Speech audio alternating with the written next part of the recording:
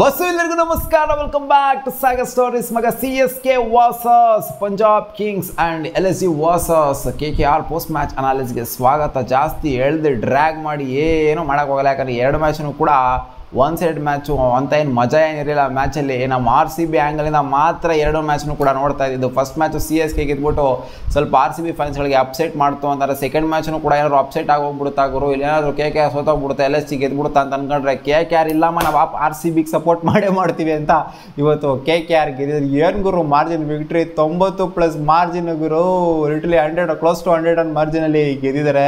ಅವರಂತೂ ಸೈ ಕ್ರೆಡಿಟ್, ಮೊದಲೇ ಸೈಕಾಗಿತ್ತು ರನ್ ರೇಟ್, ಇನ್ನೂ ಬೂಸ್ಟ್ ಆಗೋಗ್ಬಿಡ್ತು KKR ಅವ್ರದ್ದು. LSG ಇದು ಆ್ಯಕ್ಚುಲಿ ಬೇಕಾಗಿದ್ದು KKR ಅವರಿಂದ. ನಾನು ಫಸ್ಟ್ ಮ್ಯಾಚ್ ಬಗ್ಗೆ ಮಾತಾಡೋಕ್ಕೆ ಇಷ್ಟ ಇಲ್ಲ, ಯಾಕಂದರೆ ಅದು RCB ಪರವಾಗಿಲ್ಲ. ಸೆಕೆಂಡ್ ಮ್ಯಾಚ್ ಬಗ್ಗೆ ಜಾಸ್ತಿ ಮಾತಾಡಬೇಕು, ಯಾಕಂದರೆ ಆ ಮಾರ್ಜಿನಲ್ಲಿ ಹೊಡೆದಿರೋರು RCBಗೆ ಸಿಕ್ಕಾಪಟ್ಟೆ ಹೆಲ್ಪ್ ಮಾಡಿದ್ರು. LSG ಅವ್ರು ರನ್ ರೇಟಲ್ಲಂತೂ ಕಾಂಪೀಟ್ ಮಾಡೋಕ್ಕಾಗಲ್ಲ, ಆ ಥರ ಮಾಡಾಕ್ಬಿಟ್ಟಿದ್ರು. 98 ರನ್ ವಿಕ್ಟ್ರಿಗರು ಸೈಕ ಕೊಟ್ಟರು ಮಾತ್ರ. ಆದರೂ ಫಸ್ಟ್ ಮ್ಯಾಚ್ ಬಗ್ಗೆ ಮಾತಾಡಬೇಕಿಲ್ಲ ಅಂದರೆ ಧೋನಿ ಫ್ಯಾನ್ಸ್ಗಳು, CSK ಫ್ಯಾನ್ಸ್ಗಳು ಸಿಕ್ಕಾಪಟ್ಟೆ ಬೇಜಾರು ಮಾಡ್ಕೊಂಡ್ಬಿಡ್ತಾರೆ.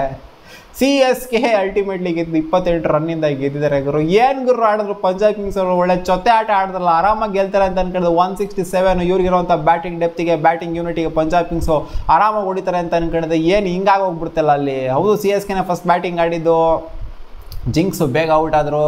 ಅಲ್ಲಿ ಒಂದು ಪಾರ್ಟ್ನರ್ಶಿಪ್ನ ಬಿಲ್ಡ್ ಮಾಡಿದ್ರು. ರುತುರಾಜ್ ಗಾಯಕ್ವಾಡ್ ಜೊತೆಗೆ ಡ್ಯಾರಲ್ ಮಿಚೆಲ್ 30+ ಕಾಂಟ್ರಿಬ್ಯೂಷನ್ ಬಂತು. ಅದಾದಮೇಲೆ ಶಿವಮ್ ದುಬೆ ಬರುತ್ತೆ. ಶಿವಮ್ ದುಬೆ ಗೋಲ್ಡನ್ ಡಕ್ಕು ಮಗ, ಅದೇನೋ ಗೊತ್ತಿಲ್ಲ, ಆ ವರ್ಲ್ಡ್ ಕಪ್ ಸ್ಕ್ವಾಡ್ ಅನೌನ್ಸ್ ಆಗಿದ್ದು 2 ಸಲ ಗೋಲ್ಡನ್ ಡಕ್ ಆಗಿದ್ರೆ ಶಿವಮ್ ದುಬೆ ಬಂದು. ಲಾಸ್ಟ್ ಮ್ಯಾಚು ನೆಟ್ಕಾಡಿ, ಲಾಸ್ಟ್ ಮ್ಯಾಚು ಬಂದವರೇ ಗಾನ್ ಕೇಸು, ಈ ಮ್ಯಾಚು ಬಂದವರೇ gone case. World cup squad announce ಆಗೋವರೆಗೂ ಮಾತ್ರ ಚೆನ್ನಾಗಿ ಆಡ್ತೀನಿ ಅಂತ ಏನೋ ಹೇಳ್ಬಿಟ್ಟು ಬಂದಿರೋ ಅಂತ ಕಾಣಿಸುತ್ತೆ ಈ ಟೂರ್ನಮೆಂಟಲ್ಲಿ. ಒಟ್ನಲ್ಲಿ ಒಂಥರ ಅಜೀಬಾಗಿ ಆಡ್ತಿದ್ದಾರೆ ಶಿವಮ್ ದುಬೆ ಅಂತೂ. ಬಟ್ ಅವ್ರು ಗೆದ್ದಿರ್ಬೋದು ಇವತ್ತು CSK ಅವರು. ಇವ್ರು ಅಜೀಬಾಗಿ ಆಡಿದ್ರು. ಆಮೇಲೆ ರವೀಂದ್ರ ಜಡೇಜಾ ಅವ್ರ ಪರ್ಫಾರ್ಮೆನ್ಸ್ನ ಮೆಚ್ಕೋಬೇಕು. ಅವರೇ ಒಂಥರ ಬೌಲಿಂಗಲ್ಲೂ ಕಾಂಟ್ರಿಬ್ಯೂಟ್ ಮಾಡ್ಬೋದು. ಬೌಲಿಂಗಲ್ಲೂ ಮೋಸ್ಟ್ ಕ್ರೂಷಿಯಲ್ ವಿಕೆಟ್ಸ್ನ ತೆಗೆದ್ರು, ಜೊತೆಗೆ ಇಲ್ಲಿ ಬ್ಯಾಟಿಂಗಲ್ಲೂ ಕೂಡ ಕಾಂಟ್ರಿಬ್ಯೂಟ್ ಮಾಡಿದ್ರು, 40+ನ ಹೊಡೆದ್ರು. ಸೊ ಅವರ ಪರ್ಫಾರ್ಮೆನ್ಸಿಂದ ಅಲ್ಟಿಮೇಟ್ಲಿ ಇವರು ತಲುಪಿದ್ದು 167. ಇದೇನಂತ ಹೆವಿ ಸ್ಕೋರ್ ಏನಲ್ಲ, ಇದೊಂದು ಡಿಸೆಂಟ್ ಸ್ಕೋರೇ. ಇದನ್ನು ಚೇಸ್ ಆನ್ ಮಾಡೋಕ್ಕಾಗಲ್ಲ ಪಂಜಾಬ್ ಕಿಂಗ್ಸ್. ಏನು ಇದಾಗಿರೋ ಬ್ಯಾಟಿಂಗ್ ಯೂನಿಟು ಪಂಜಾಬ್ ಕಿಂಗ್ಸ್. ಅವ್ನ ಅಜ್ಜಿ ಹಂಗೆ ಹಿಂಗೆ ಅಂತೆಲ್ಲ ಬಿಲ್ಡಪ್ ಕೊಟ್ಟಿರೋ ನಾನು. ಶಶಾಂಕ್ ಸಿಂಗ್ ಇದರಲ್ಲಿ ಹಾಕೊಂಡು ತದ್ಕಕ್ಕೆ, ಅಲ್ಲಿ ಅಶುತೋಷ್ ಇದ್ದಾರೆ ಕೆಳಗಡೆಯಲ್ಲಿ ಬಾಟಮಲ್ಲಿ, ಹಿಂಗೆ ಹೊಡಿತಾರೆ ಅಂತೆಲ್ಲ ಅಂದ್ಕೊಂಡಿದ್ದೇನೇನೋ. ಬಟ್ ಯಾರು ಕೂಡ ಅಲ್ಲಿ ಕಚ್ಕೊಳ್ಳಿಲ್ಲ. ಅಲ್ಲಿ ಪ್ರಭ್ಸಿಮ್ರಾನ್ ಸಿಂಗ್ ಅಲ್ಲಿ ಸ್ಟಾರ್ಟಿಂಗಲ್ಲಿ ಸ್ವಲ್ಪ ಕಾಂಟ್ರಿಬ್ಯೂಟ್ ಮಾಡಿದ್ದು. ಆಮೇಲೆ ಶಶಾಂಕ್ ಸಿಂಗ್ ಅವರಿಬ್ಬರು ನಿಂತ್ಕೊಂಡು, ಅಂದರೆ ಅವರಿಬ್ಬರಿಂದ ಒಂದಂಥ ಕಾಂಟ್ರಿಬ್ಯೂಷನ್ ಅಷ್ಟೇ ಅಲ್ಲ. ಹರ್ಪ್ರೀತ್ ಬರ್ ಕೆಳಗಡೆ ಒಂದು ಚಿಕ್ಕ ಕಾಂಟ್ರಿಬ್ಯೂಷನು ಅವ್ರದ್ದು ಬಿಡ್ತು ಅಂದರೆ ಇನ್ಯಾರು ಹೇಳ್ಕೊಳ್ಳೋ ಹೆಸರಿಲ್ದಂಗೆ ಹೋಗ್ತಿದ್ರು. ಬಂದವ್ರಲ್ಲ ಜಾನಿ ಬೇಸ್ಟು ಮತ್ತೆ ಅದೊಂದು ಸೆಂಚುರಿ ಆಯಿತು. ಅದಾದಮೇಲೆ ಮತ್ತೆ ಇವಾಗ ಒಂದು ಫ್ಲಾಪ್ ಶೋನ ಕಂಟಿನ್ಯೂ ಮಾಡ್ತಾಯಿದ್ದಾರೆ ಜಾನಿ ಬೇಸ್ಟ್ ಅವರು. ಸ್ಯಾಮ್ ಕರನ್ ಇನ್ನೇನಿದೆ ಅಲ್ಲಿ, ಏನೂ ಇಲ್ಲ ಅಲ್ಲಿ ಪರ್ಫಾರ್ಮೆನ್ಸ್. ಇವ್ರಿಗೆ ಹೇಳ್ಕೊಳ್ಳೋವಂಥ ಪರ್ಫಾರ್ಮೆನ್ಸ್ ಏನೂ ಕೊಟ್ಟಿಲ್ಲ. ಸ್ಥಿರ ಒನ್ ಸೈಡ್ ಮ್ಯಾಚೇ ಆಗಿತ್ತು. ಬಟ್ ಸೆಕೆಂಡ್ ಮ್ಯಾಚ್ ಅಷ್ಟು ಒನ್ ಸೈಡ್ ಮ್ಯಾಚ್ ಆಗಿಲ್ಲ ಅಂದರೂ ಕೂಡ ಅದು ಕೂಡ ಒನ್ ಸೈಡ್ ಮ್ಯಾಚೇ. First match 28 run margin victory, 167 ಹೊಡೆದಾಗ 28 run margin, almost 30 run margin victory ಅಂತಾರೆ. ಇದೊಂಥರ ಯೂಜ್ ವಿಕ್ಟ್ರಿನೇ ಅಂತ ಹೇಳಬೇಕು CSK ಅವರಿಗೆ. CSK ಇವಾಗ ದಿಲ್ಖುಷಾ ಕಂಫರ್ಟಬಲ್ ಆಗಿರ್ತಾರೆ. ಸಮರ್ಜಿತ್ ಅವರು ಬೌಲಿಂಗಿಗೆ ಬಂದಿರುವತ್ತು, ಅವರು ಕೂಡ ಸಗದಾಗಿ ಮಾಡಿದ್ರು. ಆಮೇಲೆ ಹೊಸ್ದಾಗಿ ಹಾಕೊಂಡಿರಲ್ಲ ಸ್ಯಾಂಡರ್, ಅವ್ರೂ ಕೂಡ ಮಸ್ತಾಗಿ ಬೌಲಿಂಗ್ ಮಾಡಿದ್ರು. ಎಲ್ಲರೂ ತುಷಾರ್ ದೇಶಪಾಂಡೆ ಬೇರೆ ಕಮ್ ಬ್ಯಾಕ್ ಮಾಡಿದ್ರು. ಸೊ ಅವರು ಕೂಡ ಕ್ರೂಷಿಯಲ್ ವಿಕೆಟ್ಸ್ನ ತೆಗೆದ್ರು, ಜಡೇಜಾ ವಿಕೆಟ್ಸ್ಗಳನ್ನ ತೆಗೆದ್ರು. ಸೊ ಒಟ್ನಲ್ಲಿ ultimately all over team performance ಅದು ಚೆನ್ನಾಗಿತ್ತು. ಈ ಕಡೆ ಪಟೇಲ್ರನ್ನ ಮೆಚ್ಕೋಬೇಕು ಗುರು. ಪಟೇಲ್ರು ಇವತ್ತು ಸಖತ್ ಎಕನಾಮಿಕಲಾಗಿ ಬೌಲಿಂಗ್ ಮಾಡಿದ ಜೊತೆಗೆ ಧೋನಿ ಅವ್ರಿಗೊಂದು ಬಾಲ್ ಬಿಡ್ತಾರೆ ರಮ್ಮನಾಗಿ. ಧೋನಿನ ಬಂದಿದ್ದ ತಕ್ಷಣ ಗೋಲ್ಡನ್ ಡಕ್ಔಟ್ ಮಾಡ್ತಾರೆ. ಅದಂತೂ ಯಾರ್ಕರ್ ಅಂತೂ ಒಂಥರ ನೆಕ್ಸ್ಟ್ ಲೆವೆಲ್ ಆಗಿತ್ತು. ಹಂಗೇ ರಾಹುಲ್ ಚಾರ್ ಅವರ ಬೌಲಿಂಗ್ ಕೂಡ ಚೆನ್ನಾಗಿತ್ತು. ಅವ್ರ ಕಡೆ ಹೇಳ್ತೀವಿ ಪಂಜಾಬ್ ಕಿಂಗ್ಸ್ ಕಡೆ. ಸೊ ಇನ್ನೇನು ಹೇಳ್ಕೊಳ್ಳೋಂಥದ್ದು ಏನೂ ಇಲ್ಲ ಪಂಜಾಬ್ ಕಿಂಗ್ಸ್ ಕಡೆ. ಅವರಿಬ್ಬರ ಬೌಲಿಂಗ್ನ ಮೆಚ್ಕೋಬೇಕು ಅಷ್ಟೇ. ಬೌಲಿಂಗ್ ಯೂನಿಟ್ ಪಂಜಾಬ್ ಕಿಂಗ್ಸ್ ಪರವಾಗಿಲ್ಲ, ಚೆನ್ನಾಗಿರೋ ಮಾಡಿದ್ದಾರೆ. ಬಟ್ ಬ್ಯಾಟಿಂಗೇ ತೀರಾ ಫ್ಲಾಪ್ ಆಗಿದ್ದು ಅಂತ ಅಂದರೆ ಹಂಗೆ ನೋಡೋಕೆ CSK ಮಸ್ತಾಗಿ ಬೌಲಿಂಗ್ ಮಾಡಿದ್ರು ಗುರು ಅಂತ ಹೇಳಿದ್ರೆ. ಒಟ್ಟಲ್ಲಿ ಧೋನಿ ಅವರು ಇವತ್ತು ಗೋಲ್ಡನ್ ಡಕ್ ಆಗಿದ್ದು ಇಬ್ಬರು, ಶಿವಮ್ ದುಬೆ ಮತ್ತು MS ಧೋನಿ. ಧೋನಿ ಅವ್ರು ಬಿಡಿ ಬಾಟಮಲ್ಲಿ ಬಂದರು, ಅವ್ರಿಗೇನು ಹೇಳೋ ಅಂಥದ್ದೇನಿಲ್ಲ. ಬಟ್ ಶಿವಮ್ ದುಬೆ ಹೊಡಿಬೇಕಾಗಿತ್ತು ಅಲ್ಲಿ. ಬಟ್ ನಾನು ಧೋನಿನ ಇನ್ನೂ ಎಕ್ಸ್ಪೆಕ್ಟ್ ಮಾಡ್ತೀನಿ, ಇನ್ನೂ ಮೇಲ್ಗಡೆ ಟಾಪ್ ಆಫ್ ದ ಆರ್ಡರ್ ಬರ್ತಾರೆ ಅಂತ. ಬರಬೇಕು ಗುರು. ಅಲ್ಲಿ ನಂಬರ್ ಏನಲ್ಲಿ ಬರ್ತಾರಲ್ಲ, ಏನಕ್ಕೆ ಧೋನಿಯಲ್ಲಿ ಅದನ್ನೇ ಕ್ವಶನ್ ಇವಾಗ ಎಲ್ಲರೂ ಕೇಳ್ತಾರೆ. ನಂಬರ್ ಏನಕ್ಕೆ ಬರ್ತಾರೆ, ಮೇಲ್ಗಡೆ ಬರಬೇಕು, ಟಾಪ್ ಆಫ್ ದ ಆರ್ಡರ್ ಬರಬೇಕು. ಟಾಪ್ ಆಫ್ ದ ಆರ್ಡರ್ ಅಂದ್ರೆ ಒಂದು ನಂಬರ್ 6th ಆರ್ಡರ್ ಅಟ್ಲೀಸ್ಟ್ ಬರಬೇಕು. 9th ಆರ್ಡರ್ ಬರ್ತಾರಲ್ಲ ಗುರು, ಏನು ಹೇಳಬೇಕು ಅಂತ ಗೊತ್ತಾಗ್ತಾ ಇಲ್ಲ. ಸೊ ಓಕೆ, CSK ಗೆದ್ದಿದೆ ಒಂದು ಕಡೆ. ಈ ಕಡೆ ಸೆಕೆಂಡ್ ಮ್ಯಾಚಿಗೆ ಬಂದ್ಬಿಡೋಣ. KKR versus LSG. KKR domination ಹತ್ತು. ಸುನಿಲ್ ನರೇನ್ ಹಾಕೊಂಡು 80+ ಸಿಗ್ತಾ ಇದ್ದಂಗೆ ಅಲ್ಲ ಗುರು. ಏನು ಸುನಿಲ್ ನರೇನ್ ಈ ಸಲ ಆರೆಂಜ್ ಕ್ಯಾಪು ಪರ್ಪಲ್ ಕ್ಯಾಪು ಇಷ್ಟೆಲ್ಲ ಯಾರೂ ತೊಗೊಂಡಿಲ್ಲ. ಎರಡನ್ನೂ ಒಟ್ಟಿಗೆ ತಗೊಂಡೋಗ್ಬೇಕು ಅಂತ ಏನೋ ಸ್ಕೀಮ್ಗೆ ಹಾಕೊಂಡವ್ರು ಅಂತ ಗೊತ್ತಾಗ್ತಿಲ್ಲ. ಯಾಕೆಂದರೆ ಆರೆಂಜ್ ಕ್ಯಾಪ್ ಲಿಸ್ಟ್ ಅರೌಂಡ್ 3ನೇ ಸ್ಥಾನದಲ್ಲೆಲ್ಲೋ ಇದ್ದಾರೆ. ಈ ಕಡೆ ಇನ್ನೊಂದು 4 ವಿಕೆಟ್ರು ಬಂತು ಅಂದರೆ 4-3 ವಿಕೆಟ್ ಬಂತು ಅಂದರೆ ಅವರು ಪರ್ಪಲ್ ಕ್ಯಾಪಲ್ಲಿ ಇಷ್ಟೆಲ್ಲ ಮೇಲ್ಗಡೆ ಬಂದುಬಿಡ್ತಾರೆ. ಲಿಟ್ರಲಿ ಇವರು ಒಂಥರ ನೆಕ್ಸ್ಟ್ ಲೆವೆಲ್ ಪರ್ಫಾರ್ಮೆನ್ಸ್ ಆಗಿ ಕೊಡ್ತಾ ಇದ್ದಾರೆ.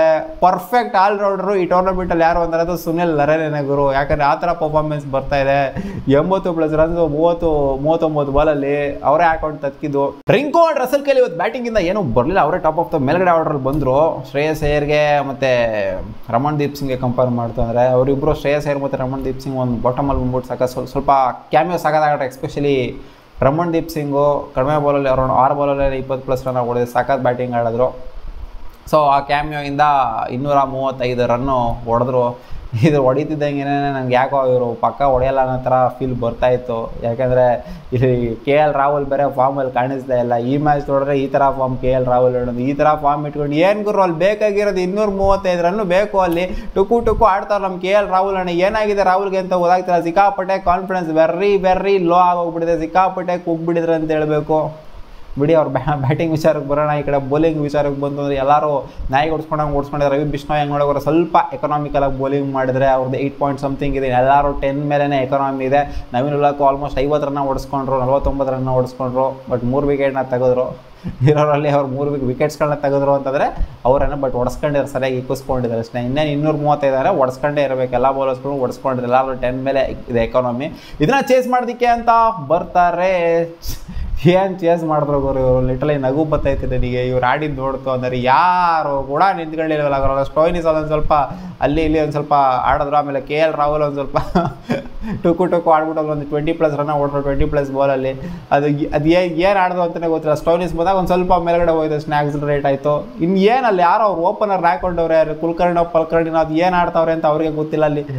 ಲಿಟ್ರಲಿ ಬಿಡಿ ಇವ್ರ ಬ್ಯಾಟಿಂಗ್ ಬಗ್ಗೆ ನನಗೆ ಮಾತಾಡಿನೂ ಕೂಡ ಮಾತಾಡಿದ್ರೆ ಅಜೀಬಾಗುತ್ತೆ ಅಷ್ಟೇ. LSG ಅವ್ರ ಬ್ಯಾಟಿಂಗ್ ಯೂನಿಟ್ ಬಗ್ಗೆ. ಯಾಕಂದರೆ ಆ ರೇಂಜಿಗೆ ಪಟ ಅಂತ ಎಲ್ಲರೂ ಲೈನಾಗಿ ಹೋದ್ರು. ವರುಣ್ ಚಕ್ರವರ್ತಿಗೆ 3 ವಿಕೆಟು, ನರೇನ್ 2 ವಿಕೆಟು, ಎಲ್ಲ ನಿತೀಶ್ ಇವ್ರಿಗೆ ಯಾರು ಹರ್ಷಿತ್ ರಾಣಾ ಬೇರೆ ಕಮ್ಬ್ಯಾಕ್ ಮಾಡಿದ ಒಂದು ಮ್ಯಾಚ್ ಬ್ಯಾನ್ ಅನ್ಬೋದು. ಇವತ್ತು ಕೂಡ ಆ ಒಂದು ಆ್ಯಕ್ಷನ್ ಮಾಡಿದ್ರು, ಅದೊಂದು ಕಿಸ್ ಕೊಡೋ ಥರ ಆ್ಯಕ್ಷನ್ ಮಾಡಿದ್ರು. KL ರಾಹುಲ್ ಅವ್ರನ್ನ ಔಟ್ ಮಾಡಾದ್ಮೇಲೆ ಗೊತ್ತಿಲ್ಲ ನಾಳೆ ತಿರ್ಗಾ ಏನಾರು ಬ್ಯಾನ್ಗಿನ್ ಅಂತ ಏನಾರು ಬರುತ್ತೇನೋ ಅಂತ ನೋಡಬೇಕು. ಒಟ್ಟಿನಲ್ಲಿ ಕಿಸ್ ಕೊಟ್ಟಿರೇ ಈ ಥರ ಆಗ್ತಾಯಿದ್ದಾರೆ ಹರ್ಷಿತ್ ರಾಣಾ ಅವರು. ನೋಡೋಣ ಬರೋದಿಲ್ಲ ಗೊತ್ತಿಲ್ಲ, ಕನ್ಫರ್ಮ್ ಇಲ್ಲ.